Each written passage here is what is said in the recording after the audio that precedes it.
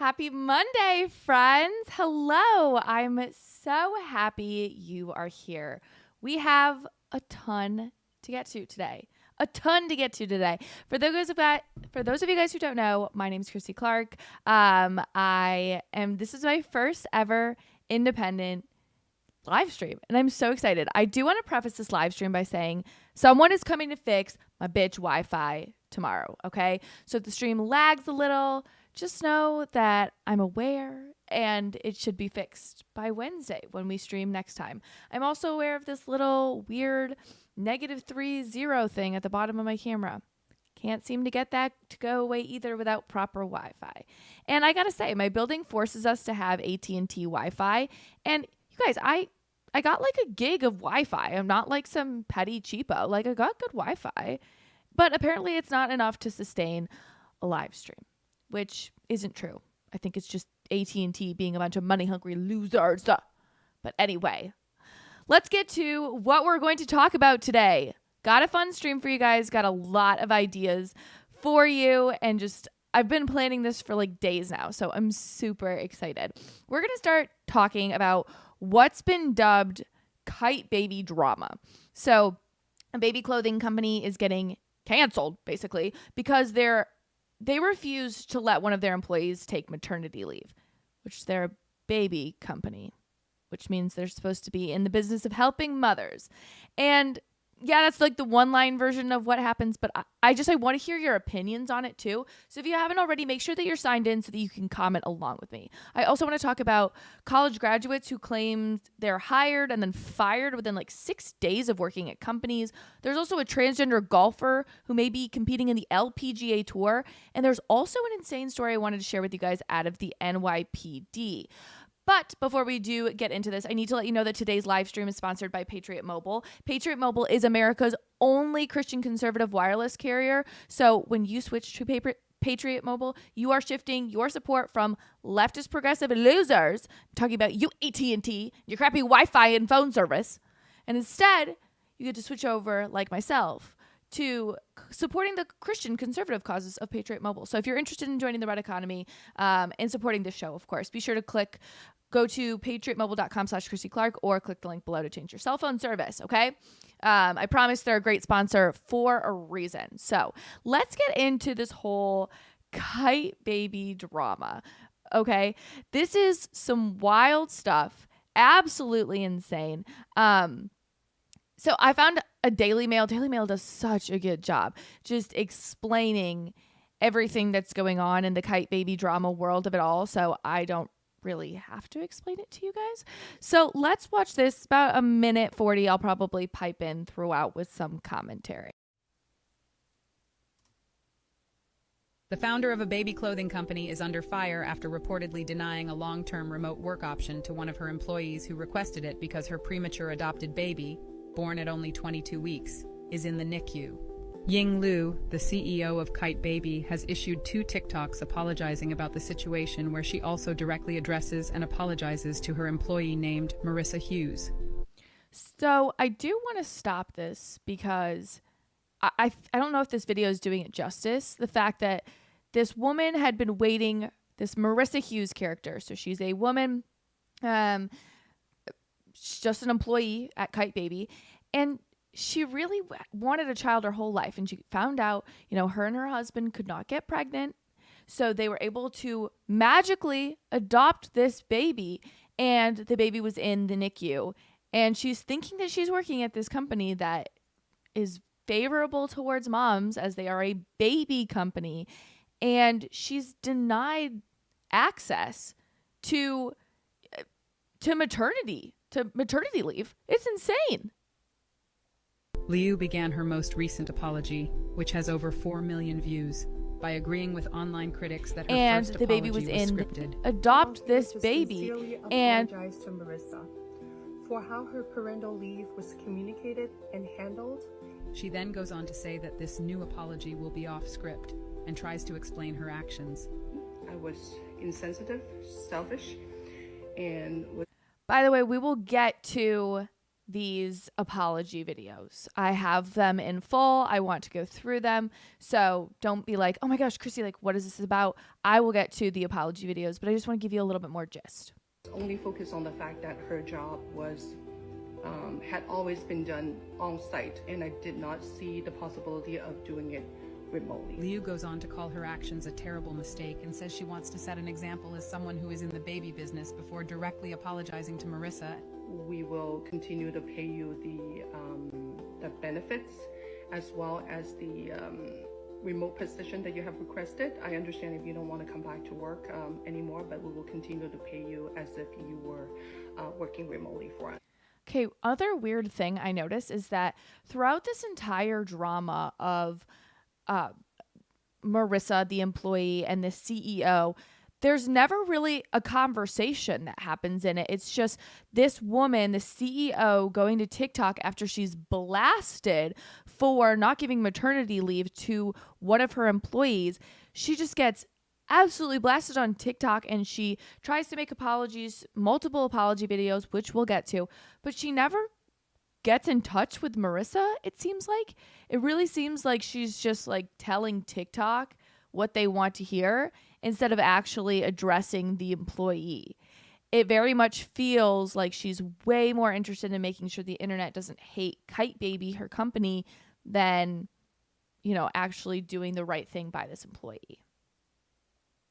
For those hours that you proposed until you're ready to come back. Your original position is always open for you when you come back. Hughes had documented her adoption journey in a GoFundMe in which she explained that her adopted baby son was born at 22 weeks and was barely over a pound, adding that they had to drive 9 hours to be with him. The GoFundMe also candidly speaks about Hughes's fertility struggles and the couple's desire to grow their family. Right. So that's what I was getting at kind of at the beginning, is that this is the employee. Her name is Marissa, and this is her husband. They were unable to get pregnant. They were in the process of adopting. They were unable essentially to adopt at the time. They'd been waiting and waiting and waiting. And finally, they find out that look at that baby. It's 1 pound. They finally find out, yes, we're getting a baby. He's, however, what did it say? Like 9 hours away? 9 hours away, and he's in the NICU, born at 22 weeks, so he's very, very young. So that is essentially the Kite Baby drama kind of wrapped up, but it gets really cringy when you hear the owner's apology videos, because the first one, mind you, I've only watched like a couple of seconds because I want to prepare for my live streams, but I also just want to watch this stuff with you guys live. So I definitely have an idea, but I have not watched this response in full. Okay. So this is the response that is blowing up or blew up Kite Baby drama from just like, oh my gosh, it's a terrible situation, to like, F this company. Okay. And let me know in the comments if you guys are here watching and ready to comment. Make sure you're logged in. Send me a comment. I love to hear your guys' feedback. And as we grow our numbers on the YouTube channel, we'll also be doing polls. So like whatever you guys want to talk about next, we'll talk about, but just make sure you are joined in on it. Okay, let's watch the owner's response video. Hey guys, it's Ying. I wanted to hop on here to sincerely apologize to Marissa for how her parental leave was communicated and handled in the midst of her incredible journey of adoption and starting a family. I have been trying to reach out to her to apologize directly as well. Kite Baby prides itself in being a family-oriented company. Okay, stop it right there. I don't need to hear anymore. This is scripted. This is incredibly scripted. And I think this is about the point that I stopped the video anyway, maybe even quicker, like 10 seconds. I haven't even seen anything past this, I swear. It's scripted though. I mean, obviously, this is the owner's response.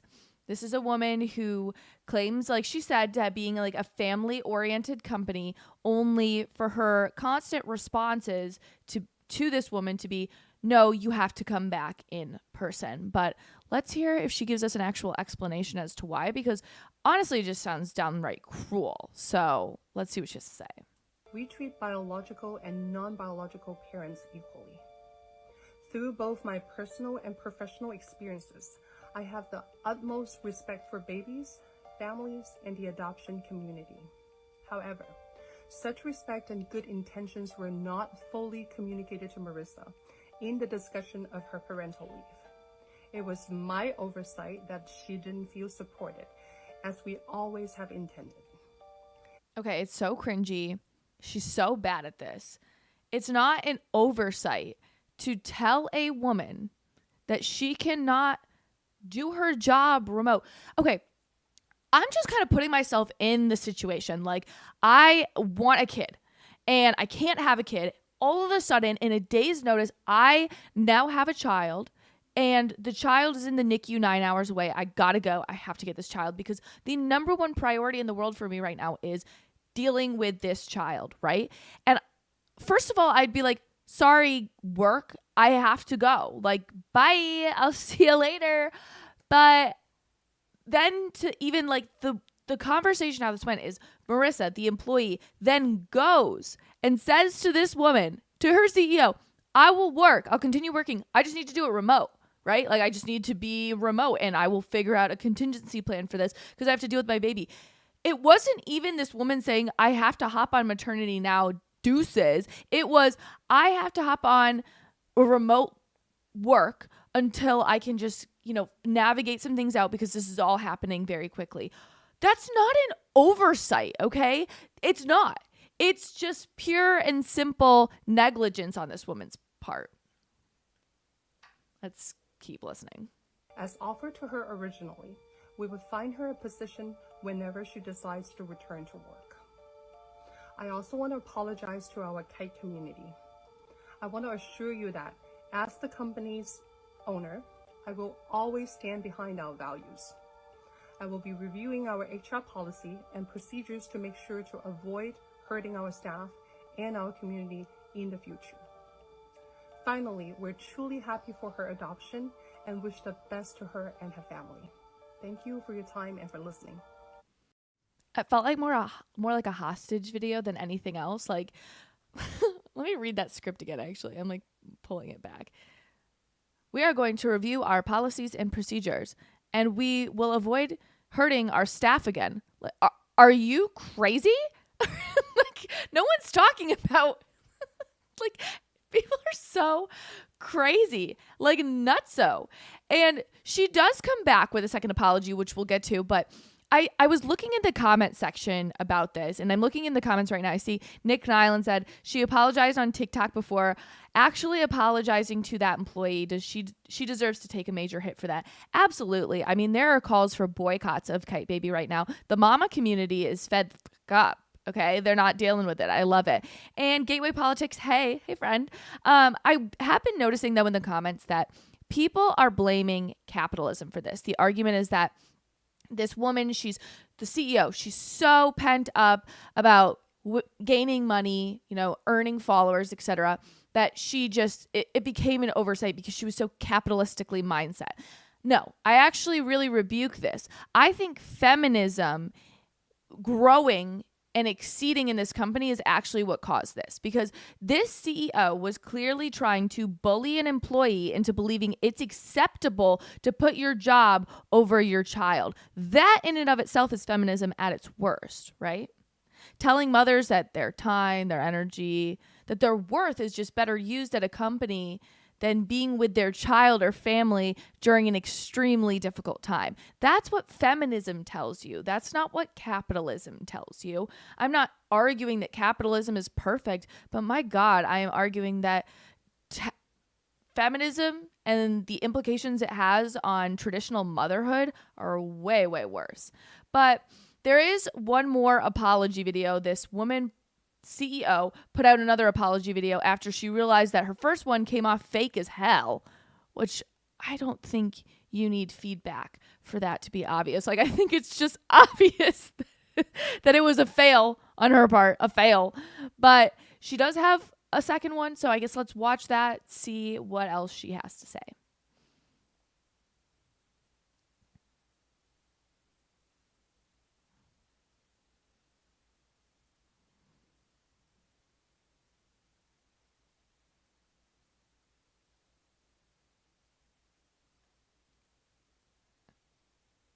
I didn't need an explainer for that. Like I knew that. We all knew that. Please raise your hand in the chat if you knew that. We all did.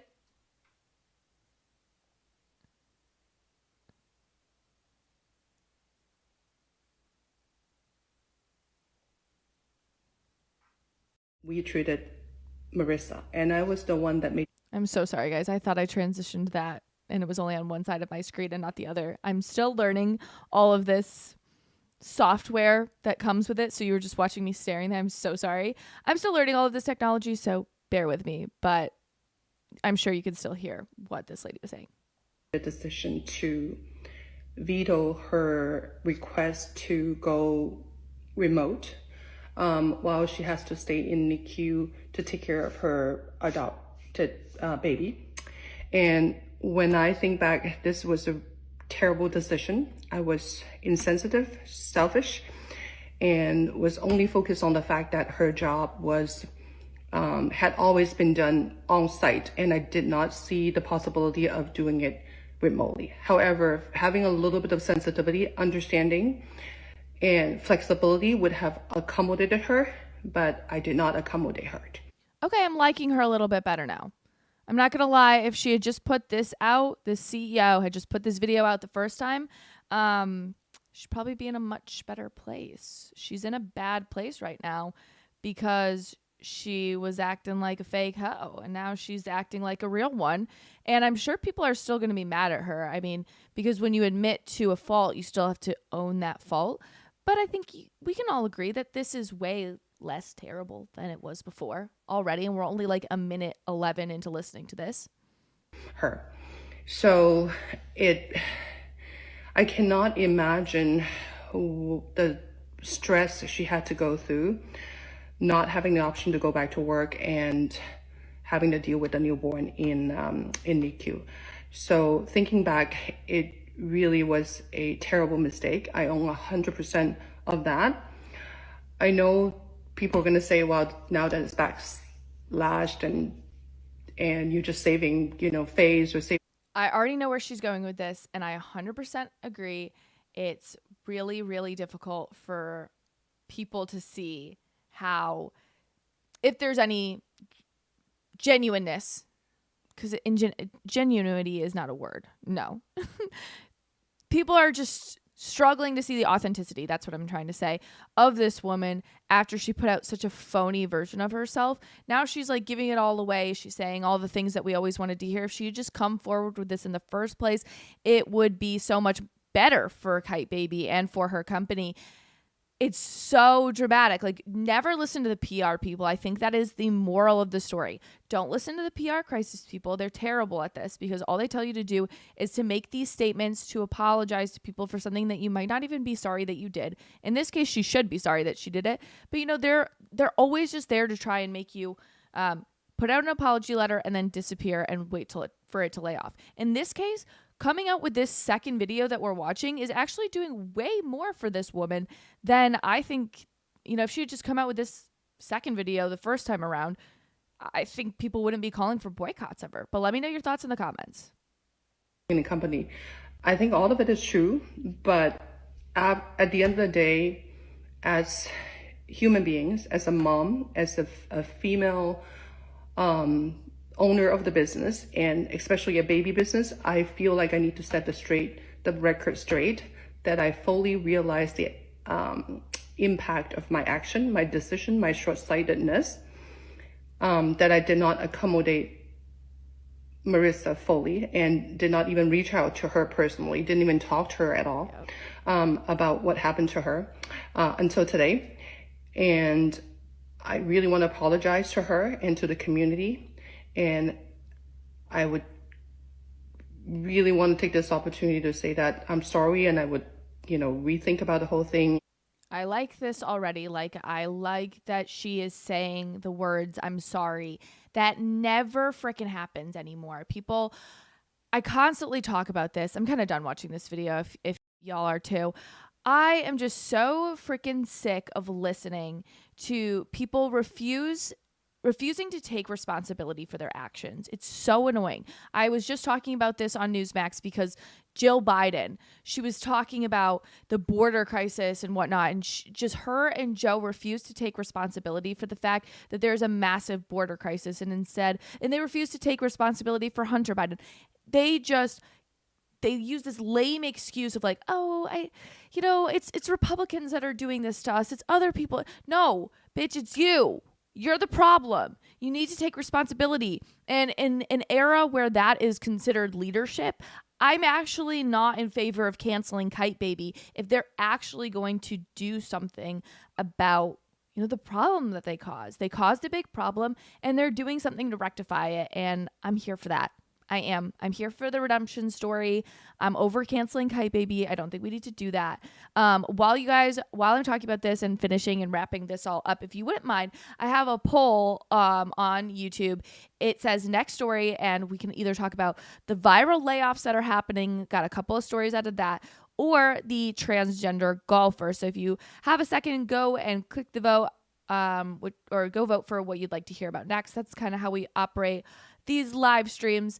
But yeah, I guess that's my final thought on everything that's going on with that Kite Baby story. It's drama. It's definitely baby mama drama. And I feel bad for the baby mamas that have to go through this and have to like wonder if the Kite Baby product that they're using is good and quality. It's like, oh, if you like it, like, do you have to give it up because Kite Baby stinks and they would do this to their employee? But I'm also just wishing this Marissa character the best. So yeah. All right. Well, I'm ending the poll, closing the poll right now. We are going to now move on to talking about a transgender golfer. Okay. So let me tee this up for you guys. Okay. A transgender golfer won a women's tournament. Okay. In Florida, making this person eligible to compete in the LPGA Tour, which is the women's version of the PGA Tour, right? Ladies PGA Tour. This person's name is Haley Davidson, a 30-year-old biological man who competes in women's sporting events.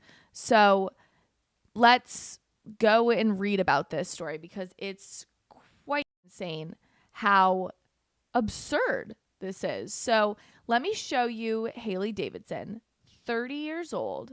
This person right here. I'm going to zoom in. Can I do that? No. Haley Davidson.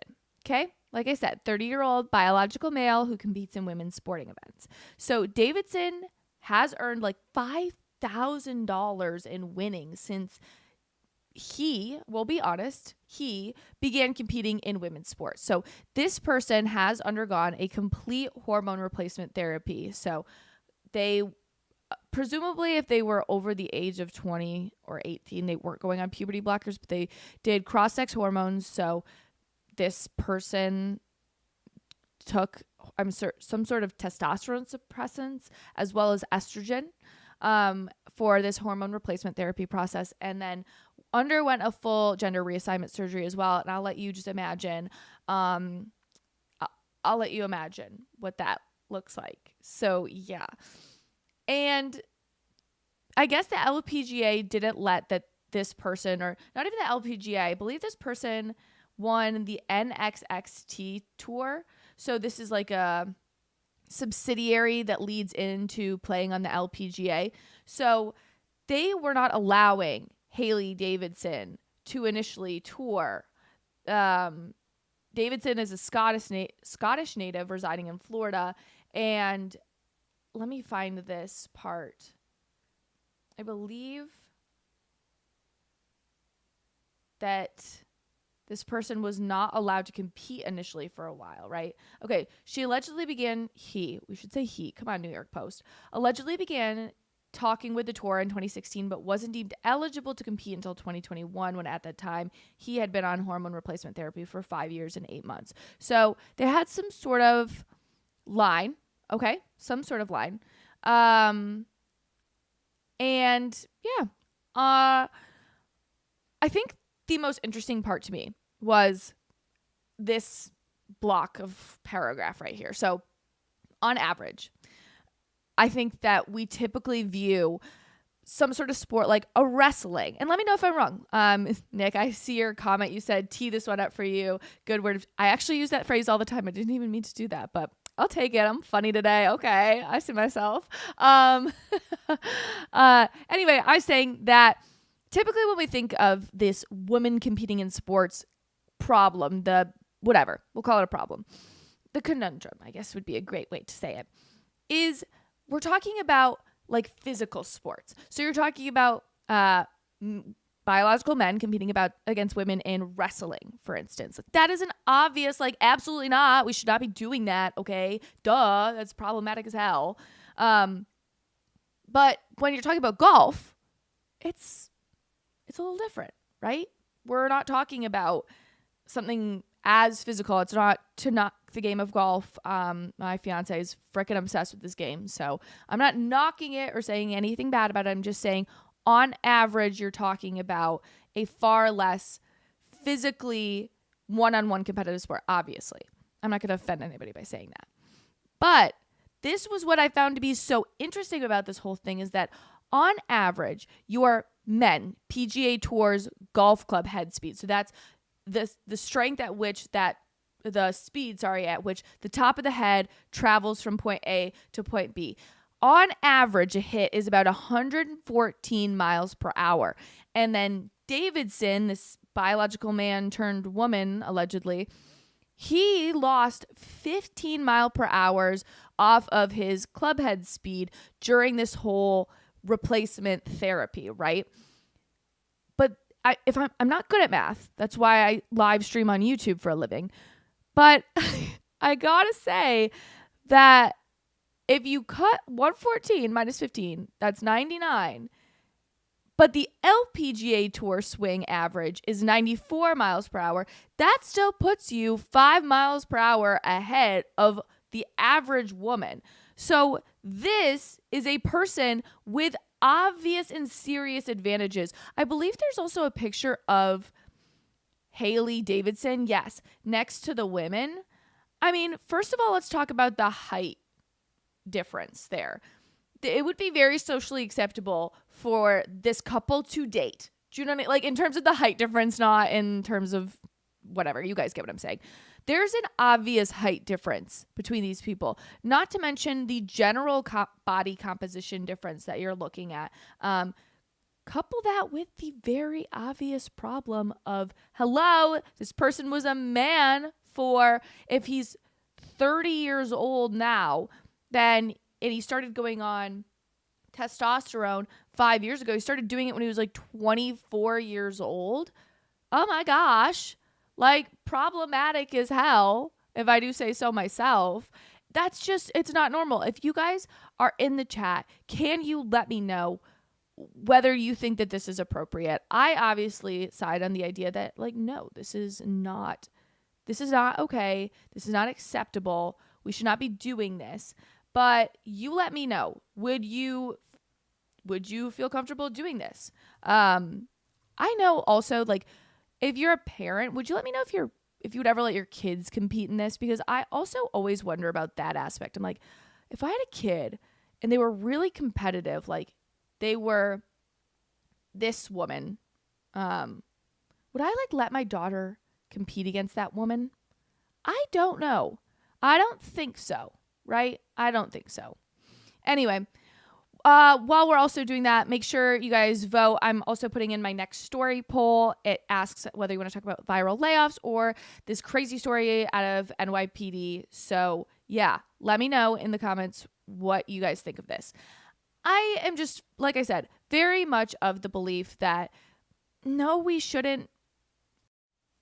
of course we shouldn't be competing against these people.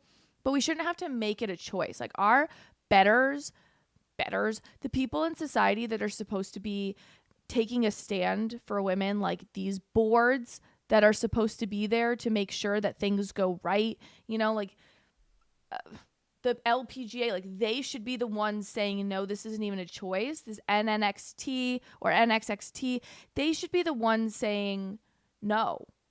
It shouldn't really be left up to people like competitors. it really should just be a very simple case of like, no, we're not doing this. You're not a biological woman. You can't compete in the biological woman category. I don't know why this is so hard for people to say. It's very easy in my opinion. So I'm very lost on why people find this to be so difficult to say. It's not difficult to say. It really isn't. And while you guys are voting, if you guys did like that story, by the way, and there's some voting obviously underway, I do want you to know that I call these stories underreported stories, and I'll do a kind of a montage of stories that I send out every Monday to Thursday via email.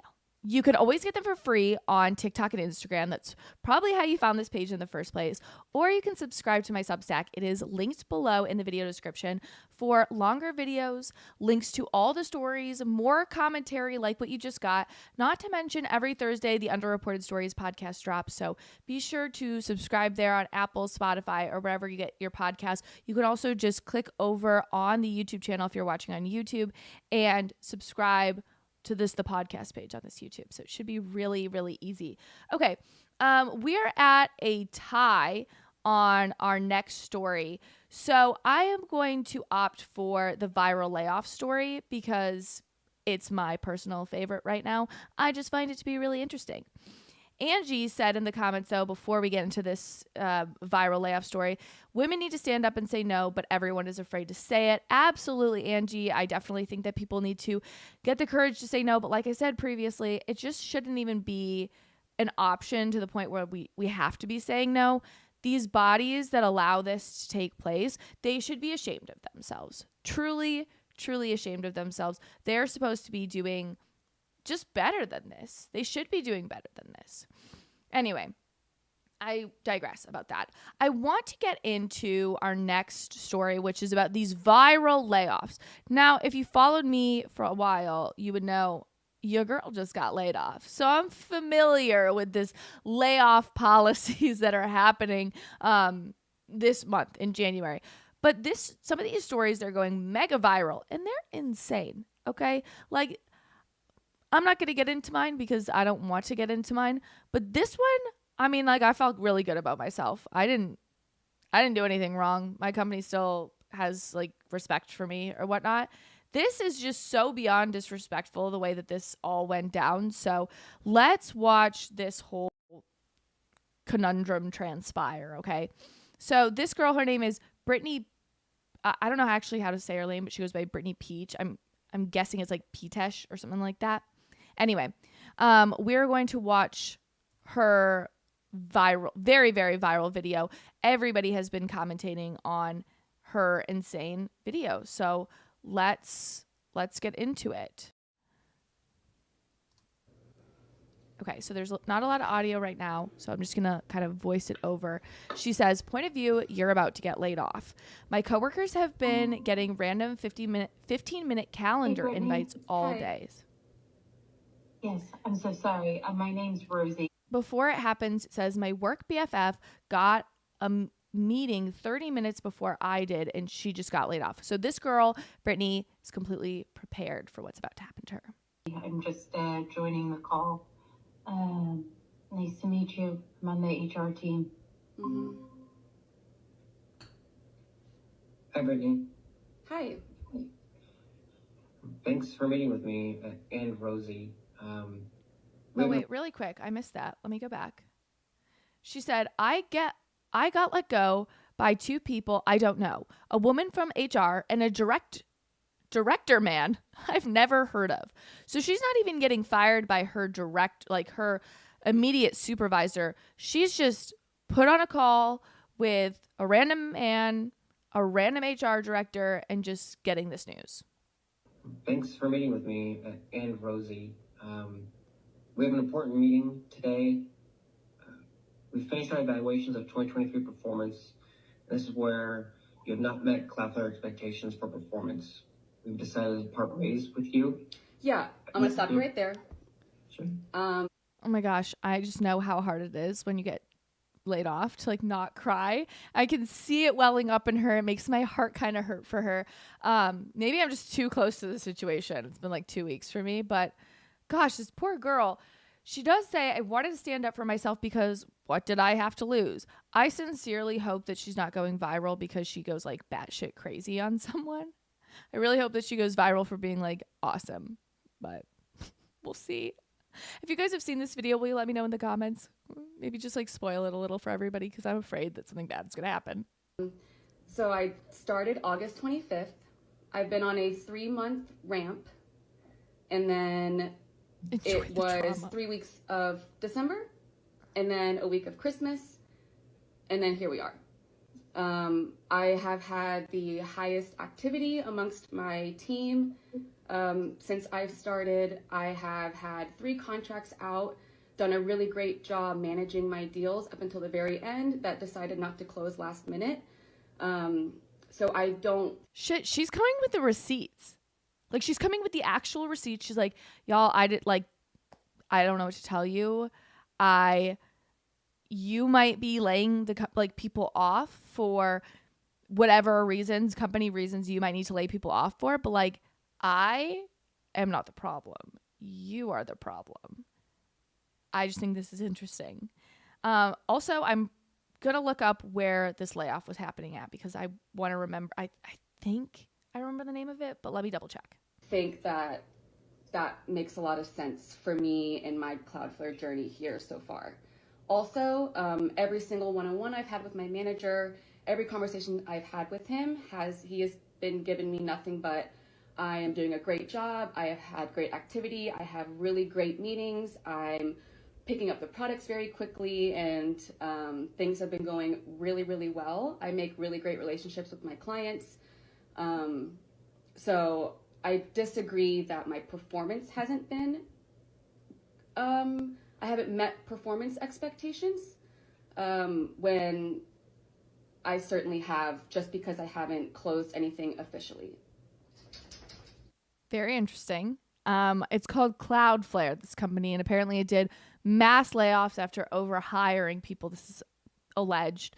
And so this woman is going mega viral, obviously, because she knew she was getting laid off. She obviously recorded it, but she came like prepared with the receipts. A lot of people get blindsided during these mass layoffs.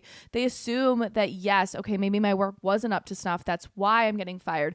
And I just think it's awesome for this woman to look at them directly and say, okay, I understand that, you know, my sales weren't perfectly closed, but I have always gotten incredible feedback. So I'm lost as to why the incredible feedback results in me getting fired. Like, I'm really here for it. I don't know. If you guys have any like random crazy stories like this, will you drop them in the comments or let me know if you've ever like what you've been like? Cause I'm always like tongue tied. I'm like, okay, sure. Like stuttering, trying not to cry in front of the people that used to employ me. And this girl's just like keeping it together and like spitting the facts. Kind of love it. I hear you. Also, why are you doing this and not my manager? We've never met, so this seems a little odd that my manager has no idea that this has been happening and the director has no idea that this has been happening. So I'm just definitely confused, and I would love like an explanation that makes sense. 100%. Real quick, let me... It's giving kind of the same vibes as Kite Baby. If y'all were here at the beginning of the stream, it's giving the same energy as like, I'm going to try and deflect the blame onto your performance instead of, taking account to this. And Angie, you said, is this brave or is this entitled? This definitely, we're going to talk about this in the second layoff video that I have. This first one, I kind of wonder if it's brave. I really do, because I think it's one thing. I really do. When a company says, you're lazy, you haven't done your work, you're an entitled brat, you're gone. Peace. Like, I don't feel bad for people that act like that. You don't do anything. You don't add any value to the company. Bye. I'm with you. Okay. I think it's brave and not entitled in the fact that, sure, they don't owe her a job, but these companies doing these massive hiring sprees only to change direction and then lay everybody off at the beginning of the year. It's incredibly insensitive and stupid. You have to understand that people make life choices. For instance, I moved my whole life to Nashville for a job, was let go, and I was like, you guys, what the heck? I moved here for this job, and that's just not taken into consideration. Or thank goodness, right before I was about to get laid off, we were looking at houses. Thank goodness I didn't do that, right? Like, thank goodness we didn't buy a house and have a mortgage. You make decisions when you have a salary, and I understand at any time that could be taken away. But when you are working your butt off, when you are moving in the correct direction, and when you are getting adequate, if not better feedback, and then your company's decision is then explained to you during a layoff as you just weren't like quite up to snuff, don't put that on her. Don't you dare put that on her. That's not entitlement, I don't believe. I think that is actually a problem with corporate America being a bunch of selfish dicks. Okay? There, I said it. But, Angie, stick around because we do have a good example of entitlement, which let's watch a little bit more of this video and then we'll get to that second story. About the two threads, the latter of why I'm on this conversation, I'll put that one the second half, and Rosie might be better to explain the process of who's giving this information in the prior piece, which is your feedback and notes about your performance. So let me add a little color context to that. So spit it out, just buddy. for clarification, you are not being singled out in this. Your peers are also being collectively assessed on performance. This is a collective calibration for Cloudflare. So I just want to clarify that piece. I won't be able to add any kind of specifics on numbers or... Wait, yeah, no, can you explain for me why Brittany Peach is getting let go? Good. So, again, I am kind of done watching this because there's not too much that's interesting left in it, but, like, it's frustrating, I guess, to watch, like, to listen. Oh, like, you know, you're all being evaluated, and so we're just, like, cutting... No. Like, Cloudflare made a decision to do mass layoffs after doing mass hirings. Just tell the girl that. Gosh, that's what you own her. Nick, you said, I like what she's doing, but why does everything need to be recorded? Future employers could pass if they think they may record conversations. Okay, perfect. It's like you guys are reading my mind. What a perfect transition into our next story.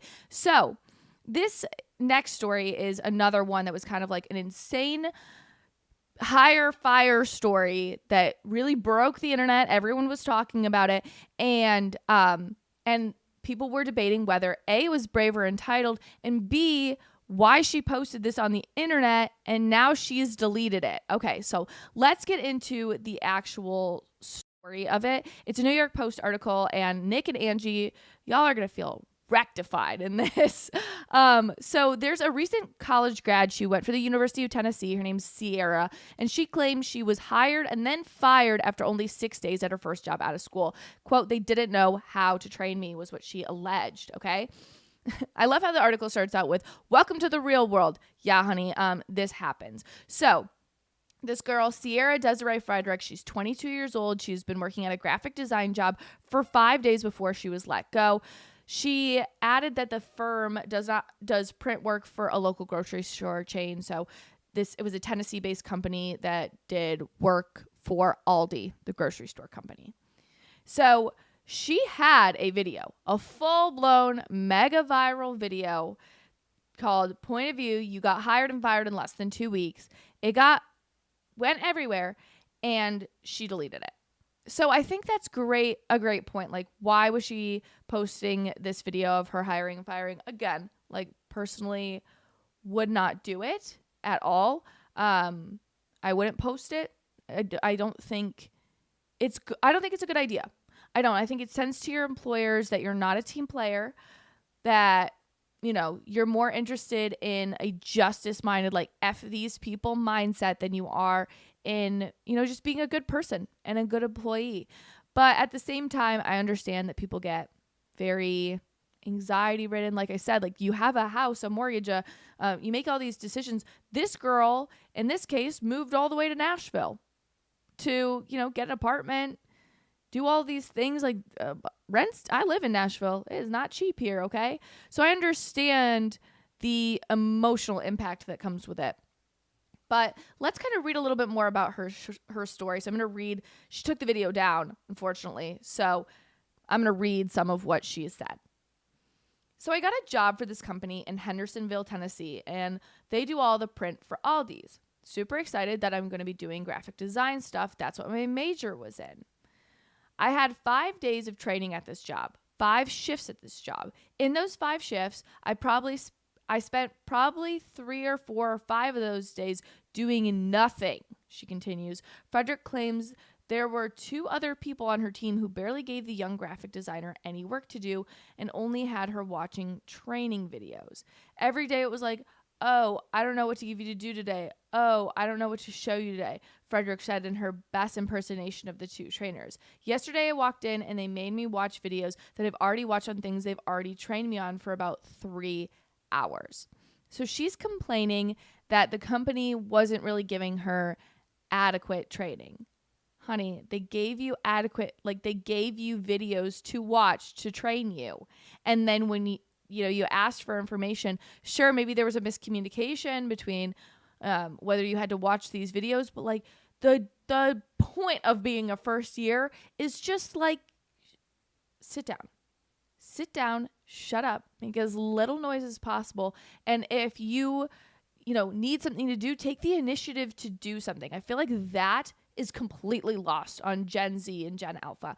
They don't feel this need to like pick up and do something exciting or new. They just, and I'm saying that as a Gen Z, I'm not like pointing fingers. Like my generation, the one I am a part of, we have a tendency to be like, oh, woe is me. No one gave me anything to do. I don't know what to do with this. So I'm just not going to do anything because I don't want to waste time. No. We're supposed to, get active, get proactive, and get in there and be like, you know what?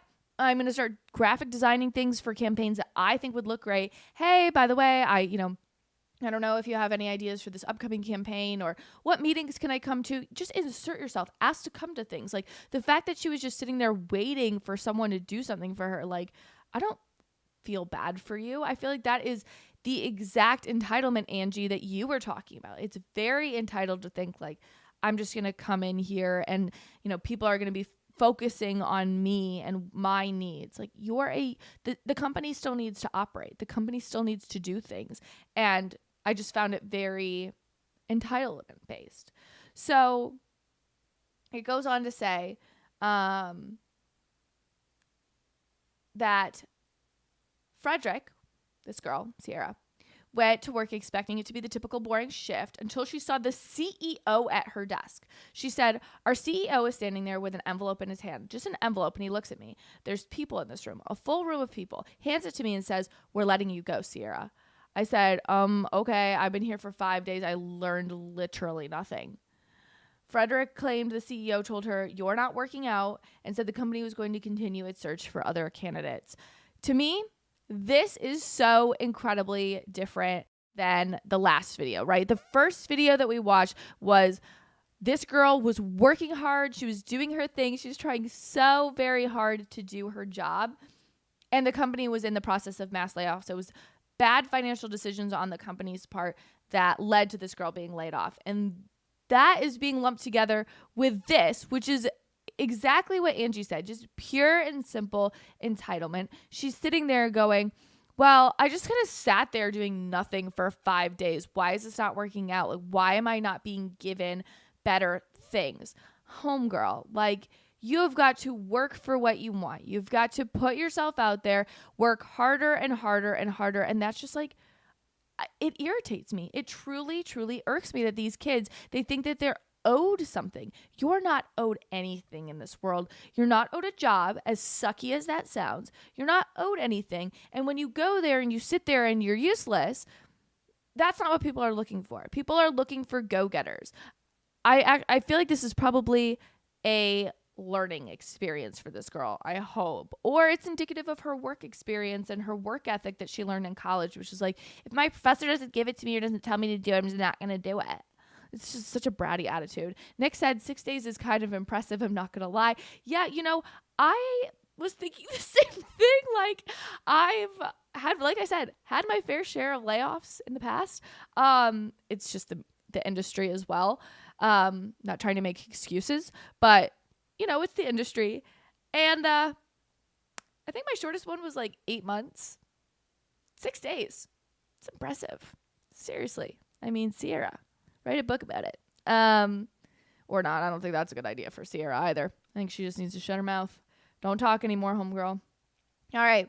As a heads up, we're going to get into one more underreported story about this NYPD detective that's pretty insane. And then if you guys do have any super chats, please remember that this is a completely subscriber funded show. I don't make money from a company. I don't do anything like that. I only make money from you guys. So if you're feeling generous, I know it's like the month of saving.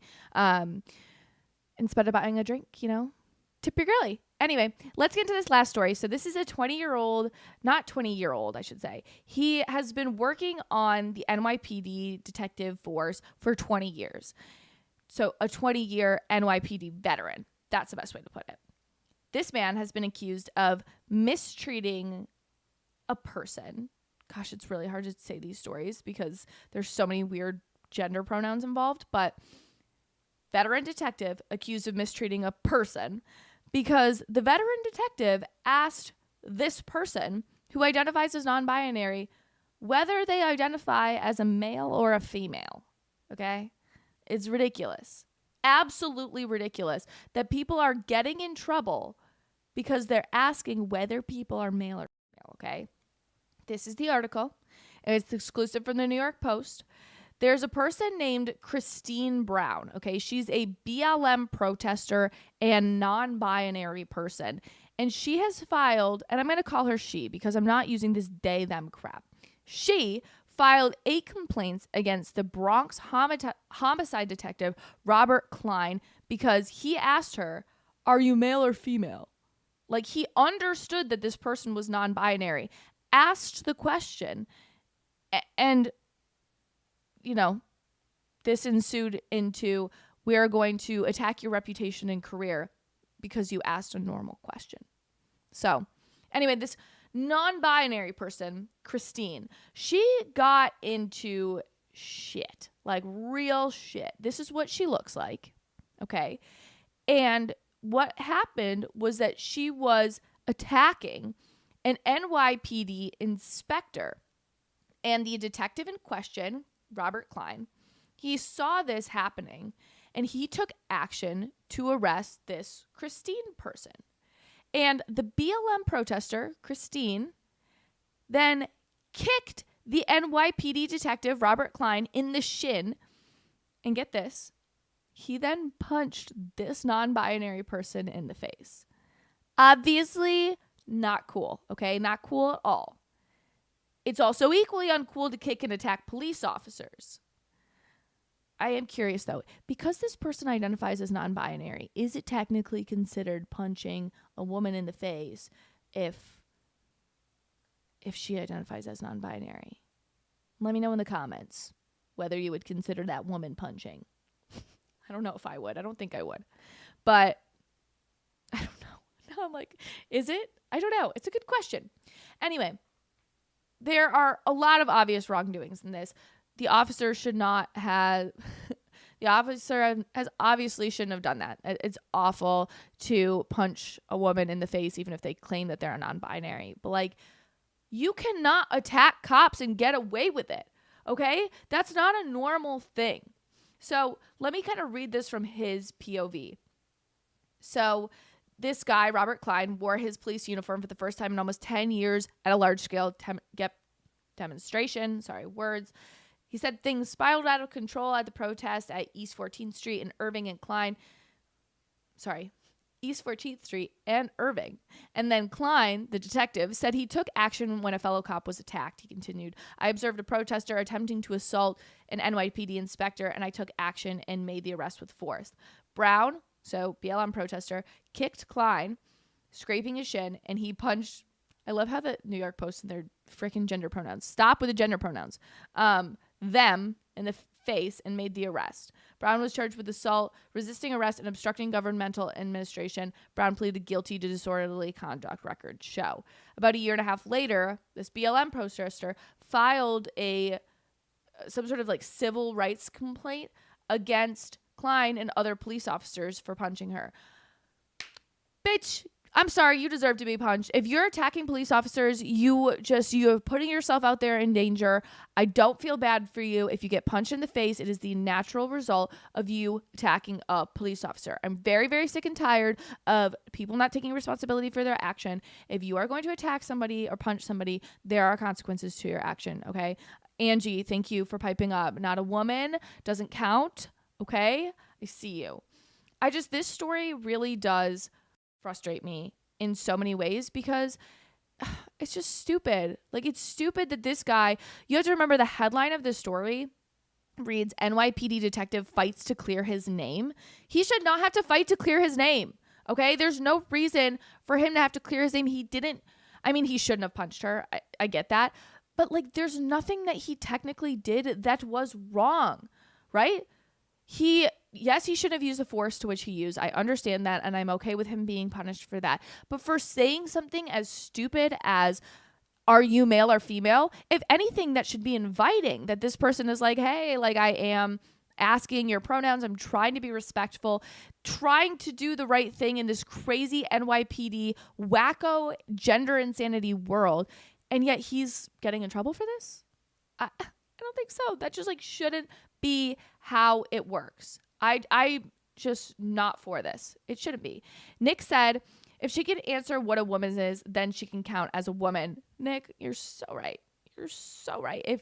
If she could tell us what a woman is, then she can say, oh my gosh, you shouldn't punch women. But I doubt that she can. I doubt that these protesters are interested in that. Their primary objective, of course, is to claim that the police are racist, even though all of them are white kids. I mean, it's difficult to tell if they are white, but they look white. So these kids are getting in trouble because they're taking up their liberal social justice activism and getting in trouble for it, and then getting upset when they get in trouble for their actions. Like, we just don't feel bad for you, okay? We don't feel bad for you. We don't feel bad for your like weird white privilege problems. I'm not sympathetic to it. I know it kind of makes me sound like a bitch, but I'm just not sympathetic to these crazies, these wackadoodles. Anyway, like I said before, if you want to support this show, please be sure to leave a tip. You could also support our sponsors, join Patriot Mobile, or join my Substack, which is Underreported Stories. I send out an email every Monday to Thursday with exclusive underreported stories, or make sure you subscribe to the Underreported Stories podcast. I had so much fun. This is a very successful relative first live stream of my independent career. I want to give a special shout out to Nick and Angie for commenting along during this. I really won't forget your names. Today was an important day in my life and in my career, and thanks to everybody that was here for the very first time. Anyway, I'll see you guys in the comments. I'll have a full video out tomorrow, and we'll be back live streaming on Wednesday. I will see you then. Bye, friends.